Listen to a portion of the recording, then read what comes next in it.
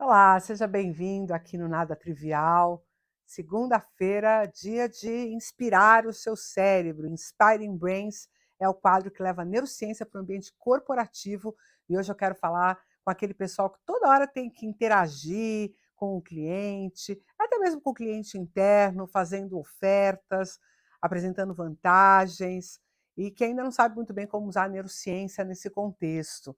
É comum a gente ouvir por aí que o pessoal que estuda neuromarketing ou o pessoal que estuda neuroeconomia, que é o processo de neurociência da tomada de decisão, falar muito sobre essa questão dos comportamentos automáticos, que as pessoas tomam decisões usando partes primitivas do cérebro, inclusive como o nome, né, dessas porções fazem menção a répteis, o complexo reptiliano, que muitos chamam de cérebro reptiliano.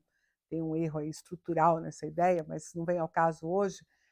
Essa porção mais antiga, mais primitiva, ela tem, obviamente, um papel nesse processo, mas o buraco é um pouco mais embaixo. Você já sabe, aqui no Nada Trivial, a gente quer tratar da coisa de forma a ser possível a gente discutir, mas sem perder a complexidade, né? Então, esse é um tema que tem bastante complexidade para a gente compreender.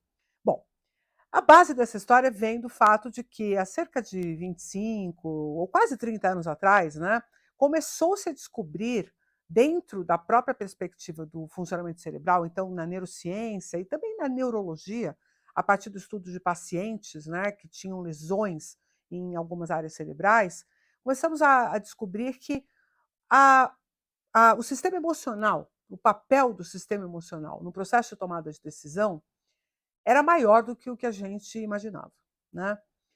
E geralmente as pessoas diziam assim: quem toma decisões com a emoção corre o risco de ser impulsivo, corre o risco de errar. Então, quando a neurociência começou a arvorar essa hipótese, né, de que a emocionalidade de um indivíduo podia ter impacto no seu processo de tomada de decisão, e que isso estava acontecendo até mesmo quando o indivíduo estava considerando a sua tomada de decisão a coisa mais racional do mundo, obviamente que teve muita gente que deu um pulo gigantesco, né.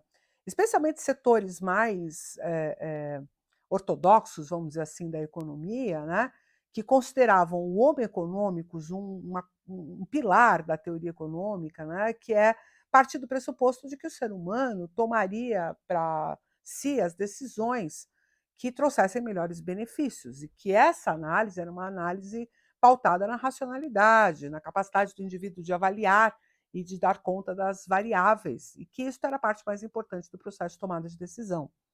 Só que, especialmente os estudos do Antônio Damasio, com pacientes neurológicos que tinham áreas emocionais afetadas, colocou essa ideia em xeque. E outros pesquisadores também já tinham indicativos muito fortes de que o nosso processamento emocional acabava influenciando na atividade de alguns circuitos cerebrais cruciais para o processo de tomada de decisão. Mas ainda assim, muita gente considerava que isso era uma vulnerabilidade, que usava o sistema emocional quem era vulnerável, quem não tinha arcabouço cognitivo ou capacidade cognitiva suficiente para fazer uma tomada de decisão mais elaborada, né. E aí foi que o Damasio começou a estudar, inclusive, pessoas que eram consideradas, assim, icônicas no processo de tomada de decisão rápido e eficiente, como é o caso dos investidores da bolsa, né, pessoas que são day traders, pessoas que tomam decisões muito rápidas sobre compra e venda de ações e precisam que essas decisões sejam rápidas e acertadas. E essas pessoas são consideradas, assim, icônicas no processo de agilidade mental e de percepção de valor, né. E ele foi estudar justamente pessoas que tinham, sofrido lesões em áreas emocionais do cérebro e que atuavam nesse ramo. Obviamente que ele não encontrou dezenas, mas as poucas pessoas que ele encontrou, pacientes que tinham essas características, demonstravam uma falha, uma perda neste processo de tomada de decisão rápido, revelando que tinha alguma coisa de emocional nessa história e que ainda não tinha sido devidamente endereçada, né. Naquele conceito lá do cérebro trino, que muita gente divulga, falando do complexo reptiliano ou cérebro reptiliano, nós não estamos falando do sistema emocional. Então, eh, ainda que estas áreas, que são as áreas mais primitivas do nosso encéfalo, sejam capazes de fazer uma síntese dos fenômenos e gerar uma resposta sintética sobre qual é o humor, qual é o estado de coisas que eu estou operando nesse exato momento, e isso vai ser crucial para o processo de tomada de decisão, já já eu tento explicar isso melhor, é no sistema emocional que essas análises estão sendo feitas. E o que são essas análises? Né? Geralmente, quando a gente pensa em emoção, a gente pensa na atribuição de um significado abstrato, né, a algum pensamento, alguma circunstância, alguma coisa que nos acontece. Mas essa é uma visão muito antropocêntrica da emoção, né? Porque nós estamos aí entendendo a emoção apenas a partir do prisma humano. E nós temos muitos animais que já operam em sistemas emocionais bem complexos. É só você pensar que todo animal que tem uma vida em sociedade mais complexa, com posições sociais, com autoridades, com comportamentos típicos, então um macho alfa, uma fêmea alfa, um grupo social que tem os seus anciões, e a gente vai ver isso em um monte de primatas, e também em canídeos, e também em felinos, né? Isso não é uma condição específica nossa, humana. Todos esses grupos de animais usam as emoções como parâmetro comportamental bem importante. E, em geral, todos os mamíferos têm a capacidade de produzir algumas emoções básicas que os ajudam a tomar decisões como aqui eu fujo, aqui eu luto, aqui está tudo bem, ou aqui é uma situação de prazer que eu posso permanecer, esse alimento é melhor que aquele. Tudo isso são valências emocionais que estão sendo atribuídas. Só que na nossa complexidade mental, a coisa muda um pouco de figura. Porque o que a emoção faz é validar alternativas que estão sendo construídas pela nossa capacidade de prever o futuro, de planejar, de vislumbrar relações de causa e consequência. Então eu estou aqui, eu penso, bom, se eu pegar esse dinheiro e investir em tal lugar, ou se eu ligar para essa pessoa aqui que eu estou querendo falar, ou no caso específico de quem está trabalhando comercialmente ou trabalhando com um cliente interno, essas perspectivas, que é eu vou oferecer esse produto, eu vou oferecer essa alternativa, eu vou oferecer esse pacote, e eu quero que essa pessoa perceba valor. O que essa pessoa está fazendo? Ela está fazendo uma atribuição emocional a essas alternativas que estão sendo apresentadas. Então, quando nós estamos construindo cenários para que outras pessoas optem por estes cenários, estamos dizendo, olha, tem essa alternativa, tem essa alternativa, tem esse produto. Você vai numa concessionária procurar um carro. Ele quer um pouco saber qual que é a sua dinâmica emocional, quais são os seus desejos, o que é que você quer que seja atendido, para que ele te ofereça um carro que tem mais chance de você achar que, puxa, era isso que eu estava procurando. E ainda assim ele vai te dizer assim: olha, eu tenho esse carro aqui no modelo mais simples, com o câmbio, né, mecânico, eu tenho esse aqui no automático, eu tenho esse no, no automático com banco de couro. Ele não vai te dar 200.000 opções, porque aí é mais fácil de você dizer, ah, isso aqui ok, isso aqui maravilhoso, isso aqui não tão bom, né? E aí você faz a sua escolha. Então, quem está analisando as alternativas que estão sendo propostas é o sistema emocional. E aí é muito importante para aquele que estava gerando essa interação conhecer esse processo.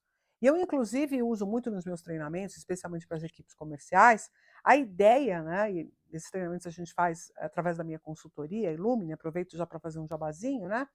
Esse processo que a gente trabalha ali, que a gente chama de jornadas emocionais, está diretamente ligado à ideia de qual é a jornada possível que a gente apresenta para alguém para que ela perceba o valor emocional daquela alternativa. Às vezes, a gente precisa apertar um pouco na dor para poder oferecer o analgésico. A pessoa tem aquela dor. Mas sabe quando você vai no massagista e ele, ó, a dor é aqui, ó, não é aqui a tua dor, e você fala, nossa, isso me dá um alívio, saber que eu sei onde é a dor, ou saber que eu estou tratando dessa dor. Então, a gente pode usar isso de forma figurada, de forma abstrata, numa conversa sobre a verificação de valor de um produto ou de um serviço. Ou a gente pode excitar esse nosso cliente criando cenários que ele vai poder usufruir ou viver a partir do momento em que ele opta por aquela alternativa que você está apresentando. Ou você pode trazer uma perspectiva de comparação emocional entre um estado e outro. E aí a emoção faz isso. Ela atribui valências, sempre de forma relativa, sempre comparando alguma coisa com outra coisa, e ela vai gerar essas marcações, que são chamadas de valências emocionais. Então, para quem precisa interagir e produzir algum tipo de influência sobre a tomada de decisão de uma outra pessoa, e aqui atenção, essa influência nem sempre precisa ser uma coisa que vai ser ruim para o outro, muito pelo contrário.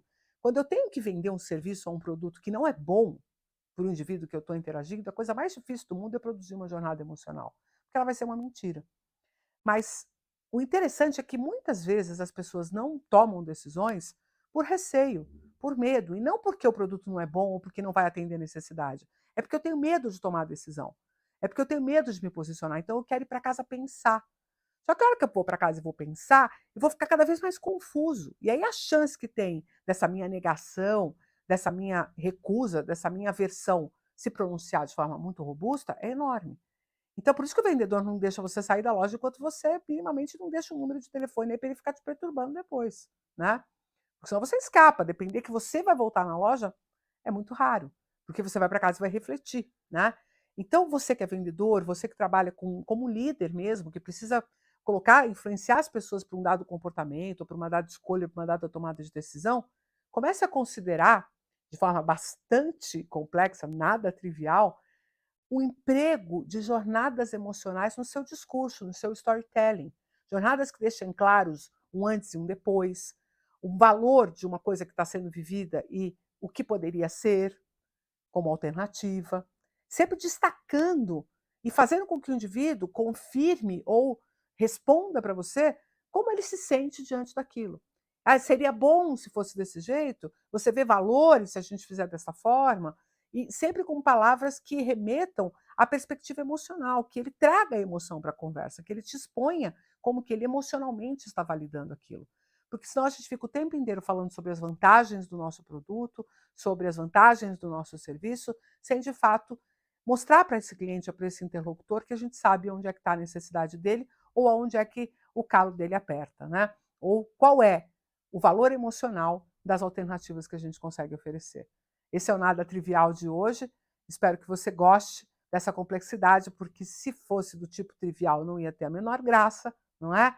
E como segunda-feira a gente tratou de neurociência aplicada ao ambiente corporativo, que são estas relações humanas que têm muito a ver com tomada de decisão e que está o tempo inteiro buzinando ali, criando uma demanda dentro das organizações, no treinamento das equipes comerciais e no treinamento também da liderança. Todo dia útil é dia de vídeo novo aqui no Nada Trivial. Então eu te espero nos outros dias. Não esquece de curtir esse vídeo, compartilhar com quem você acha que pode gostar e se inscrever no canal. Que quanto mais inscritos, quanto mais curtidas, quanto mais compartilhamentos e comentários, mais pessoas chegam por aqui e a nossa interlocução vai ganhando cada vez mais espaço. Um grande abraço e até o próximo.